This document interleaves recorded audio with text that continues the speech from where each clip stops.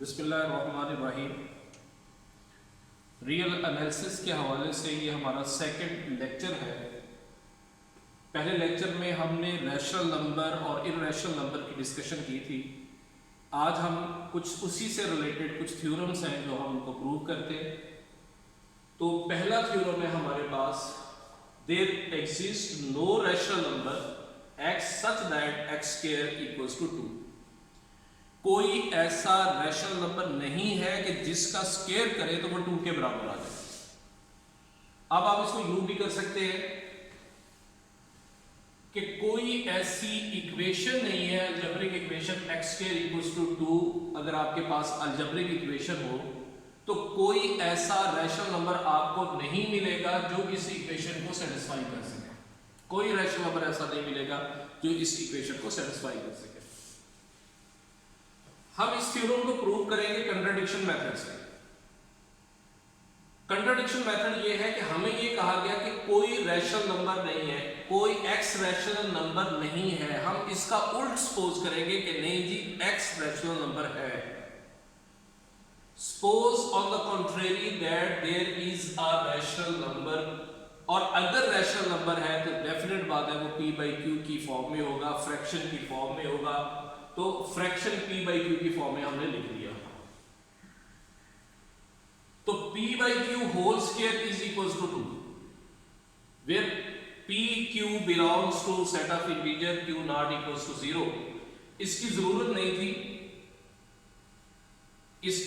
नहीं थी क्योंकि हमने यहां ही कह दिया है कि p/q एक रैशनल नंबर है, लिहाजा ये लिखने की कोई जरूरत नहीं थी।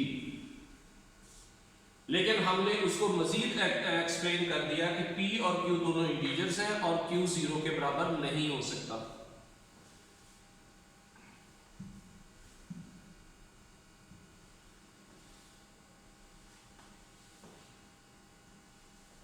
दोनों तरफ आप स्क्वायर लेंगे।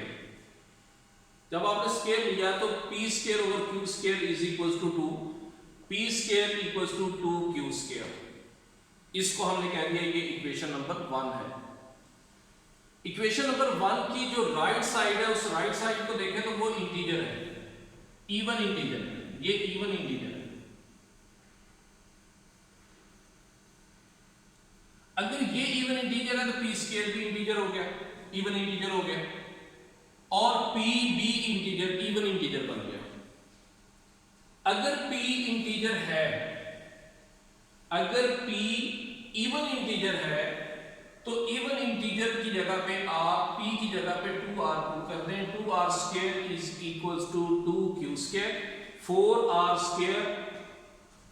Square equals to 2q square, और 2 पे डिवाइड कर देंगे, q square equals to r square. और यहां से पता चल गया कि q भी इवन इंटीजर है, p भी इवन इंटीजर, q भी इवन इंटीजर।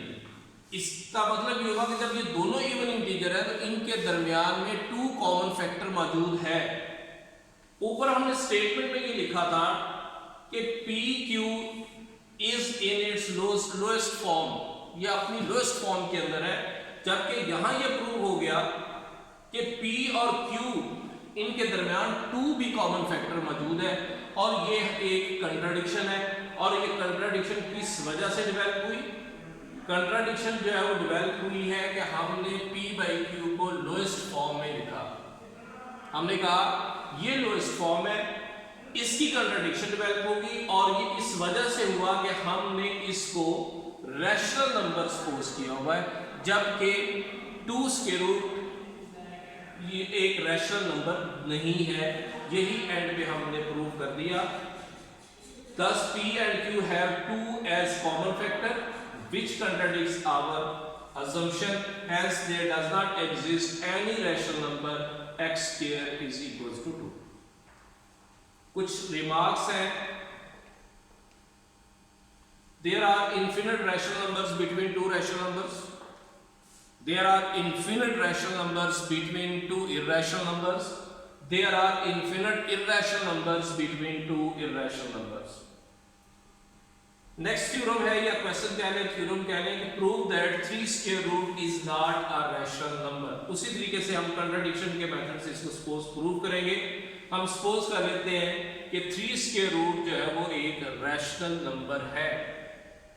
अगर ये रैशनल नंबर है तो ये p बाई क्यू की फॉर्म में लिखा जाना चाहिए।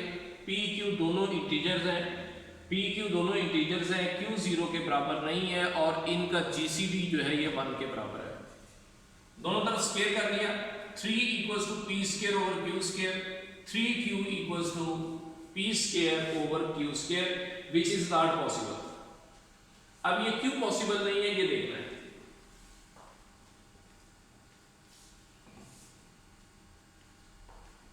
अब इसको देखें, जो लेफ्ट हैंड साइड है ये एक इंटीजर है, लेफ्ट हैंड साइड इंटीजर है और जो राइट हैंड साइड है वो एक फ्रैक्शन है, ये फ्रैक्शन है।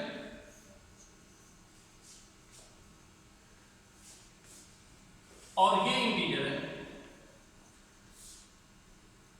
फ्रैक्शन इंटीजर के बराबर कैसे हो सकता है?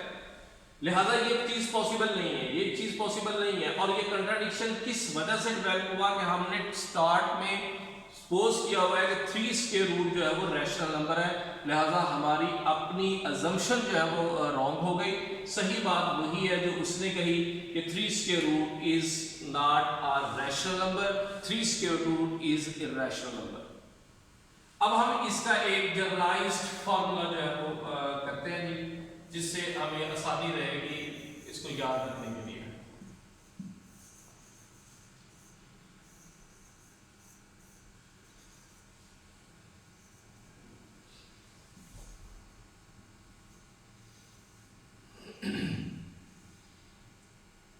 जी नेक्स्ट थ्योरम है हमारे पास, prove that n square root where n is prime integer is not a rational number, ये रैशनल नंबर नहीं है। इसको भी हम उसी तरीके से कहेंगे, हम सपोज करेंगे कि ये रैशनल नंबर है। जब ये रैशनल नंबर है तो ये p बाई क्यू की फॉर्म में लिखा जाएगा, हमने p बाई क्यू की फॉर्म में लिख लिया। दोनों तरफ स्केल कर लें, n इज इक्वल्स टू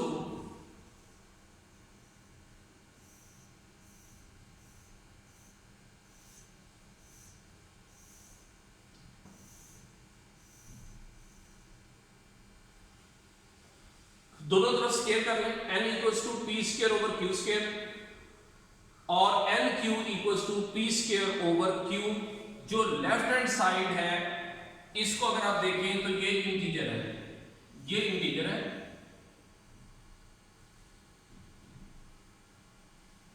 ये इंटीजर है और जो राइट साइड है ये फ्रैक्शन है। इंटीजर फ्रैक्शन के बराबर नहीं हो सकता, हमारी अजम्पशन जो है वो रॉन्ग है। सही बात वही है जो उसने कही कि n स्क्वायर रूट अगर n जो है वो प्राइम इंटीजर हो तो ये इरैशनल नंबर है। ये हमने प्रूव करना था, तो ये प्रूव हो गया।